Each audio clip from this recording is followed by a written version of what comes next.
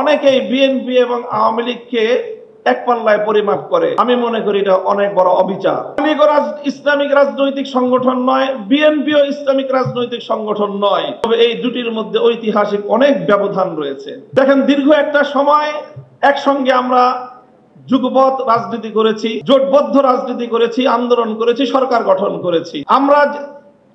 আমি একটি ঐতিহ্যবাহী রাজনৈতিক ধর্মীয় রাজনৈতিক পরিবারের সন্তান। আমাদের রাজনীতির মুখ্য উদ্দেশ্য হলো আল্লাহর জমিনে আল্লাহর দ্বীন প্রতিষ্ঠিত করা, আল্লাহর জমিনে খেলাফত ব্যবস্থা কায়েম করা। এটাই হলো আমার রাজনীতির মূল দর্শন। তবে আপনারা যেই রাজনীতি করেন সেই রাজনীতির সাথে আমাদের রাজনীতির কিছুটা পার্থক্য আছে। সেই পার্থক্যের জায়গাটুকুও বুঝতে হবে এবং সেখান থেকে আপনাদের দায়িত্ব এবং ভূমিকার কথাও আমি বলছি, আমার বক্তব্য দিয়ে নয়, বরং আপনার নেত্রীর উদ্ধৃতি দিয়ে। বেগম জিয়া আমাদেরকে বলেছেন অনেক সময় যে, দেখেন হুজুর, আমরা ইসলাম প্রতিষ্ঠার রাজনীতি আমরা করি না, তবে আমাদের পরিষ্কার অবস্থান হলো এই যে আপনারা যদি ইসলাম প্রতিষ্ঠা করবার জন্য দেশে রাজনৈতিকভাবে সামনে অগ্রসর হয়ে যেতে পারেন, আমাদের বিএনপির পক্ষ থেকে সহযোগিতা পাবেন, বিরোধিতা পাবেন। অনেকেই বিএনপি এবং আওয়ামী লীগকে এক পাল্লায় পরিমাপ করে।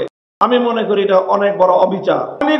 ইসলামিক রাজনৈতিক সংগঠন নয়, বিএনপিও ইসলামিক রাজনৈতিক সংগঠন নয়। তবে এই দুটির মধ্যে ঐতিহাসিক অনেক ব্যবধান রয়েছে। এই ব্যবধানটার কথা আমি আরেকটা উদ্ধৃতি দিয়ে স্মরণ করিয়ে দিতে চাই। বাংলাদেশ জাতীয়তাবাদী দলের একজন মরহুম নেতা, সাবেক মন্ত্রী চৌধুরী কামাল ইবনে ইউসুফ, তার একটা উদ্ধৃতি, তিনি একদিন এক প্রসঙ্গে বলেছিলেন, একটা কথা বলতে গিয়ে বিএনপির প্রতি তার নিজের যে অধিকার, সেই অধিকার সাব্যস্ত করতে গিয়ে বলেছিলেন যে, বেটা, আমি 200 বছর ধরে বিএনপি করি। কি বলেছেন?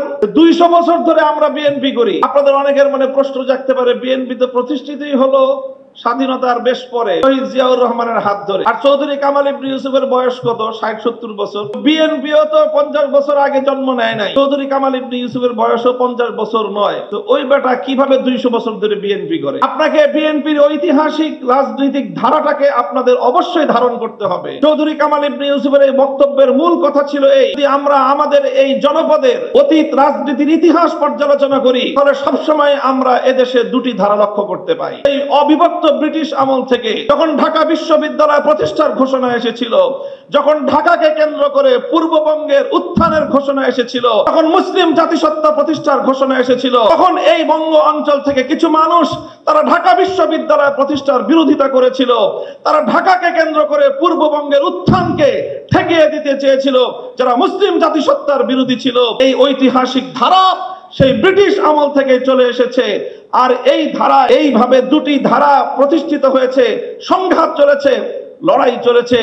একটি ধারা ছিল পূর্ববঙ্গ কেন্দ্রিক এই বাংলাদেশি জাতীয়তাবাদ তথা মুসলিম জাতীয়তাবাদের, মুসলিম জাতিসত্তা গঠনের যে ঐতিহাসিক ধারা, এই ধারার যারা রাজনীতি করে, জাতীয়তাবাদী দল বিএনপি সেই ধারারই প্রতিনিধিত্ব করে। আজ এই বিএনপিকে যেমন এই কথাটা মনে রাখতে হবে, যারা বিএনপির সমালোচনা করে তাদেরকে ওই কথাটা মনে রাখতে হবে। বিএনপি এবং আওয়ামী লীগ কেউই ইসলামী রাজনীতি করে না, বরং তাদের রাজনৈতিক ভিন্ন দর্শন রয়েছে। ঠিক যেমনি ভাবে আবু জাহাল আর আবু তালেব কেউই কিন্তু ইসলামের পথের অনুসারী ছিলেন না। কিন্তু কেউ যদি আবু তালেব আর আবু জাহালকে এক পাল্লায় মাপে, তার চেয়ে বড় জালিম আর কেউ হতে পারে না। আমি মনে করি ইসলামী রাজনীতির দৃষ্টিকোণ থেকে বিএনপি আবু তালেবের ভূমিকায় আর আওয়ামী লীগের আগাগোড়াই ভূমিকা হলো আবু জাহালের ভূমিকা। কাজেই এই জন্য বিএনপিকে কথা মনে রাখতে হবে, বিএনপির আগামী নেতৃত্বকে কথা মনে রাখতে হবে।